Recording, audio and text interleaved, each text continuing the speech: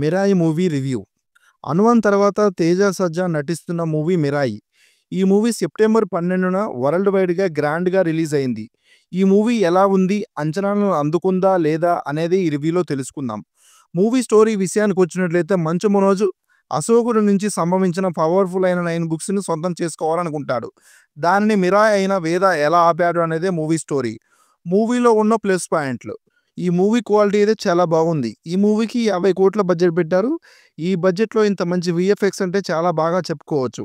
DOP కూడా చాలా బాగుంది. ఈ మూవీకి డీఓపీ అనేది చాలా బలంగా చెప్పుకోవచ్చు. ఈ మూవీకి డీఓపీ కూడా డైరెక్టర్ అయిన కార్తిక్ ఘట్టమనేనినే డీఓపీగా పనిచేశారు. బీజీఎం కూడా పర్లేదు. కొన్ని సీన్స్‌లో బాగా వర్కౌట్ కొన్ని సీన్స్‌లో బీజీఎం అంతగా అనిపించలేదు. ఇక తేజ, సజ్జా యాక్టింగ్ అయితే ఓకేగానే ఉంది. 'హనుమాన్' మూవీలో చేసినంత స్థాయిలో చేయలేదు. మంచు మనోజ్ యాక్టింగ్ బాగుంది. హీరోయిన్ కొన్ని సీన్స్‌లో బాగా చేసింది. కొన్ని సీన్స్‌లో అయితే డల్‌గా కనిపించింది. ఇక శ్రేయ, జగత్ బాబు వాళ్ళ రోల్స్ మేరకు వాళ్ళు బాగానే నటించారు. మూవీ ఫస్ట్ హాఫ్ అయితే బాగుంది. ఇక సెకండ్ హాఫ్‌లో ప్రాబ్లమ్ అంతా సెకండ్ హాఫ్‌లోనే ఉంది. సెకండ్ హాఫ్‌లో అక్కడక్కడ సీన్స్ కొన్ని ల్యాగ్‌గా అనిపించాయి. స్టోరీ పాయింట్ బాగున్నా కానీ దాన్ని పిక్చర్ మీద చూపించడంలో డైరెక్టర్ అంతగా సక్సెస్ కాలేదని చెప్పుకోవచ్చు. ఈ మూవీలో 'హనుమాన్' అండ్ 'కల్కి' మూవీలో రిఫరెన్స్‌లు అయితే చాలా ఉన్నాయి. చాలా ఎక్కువగా ఉన్నాయని చెప్పుకోవచ్చు.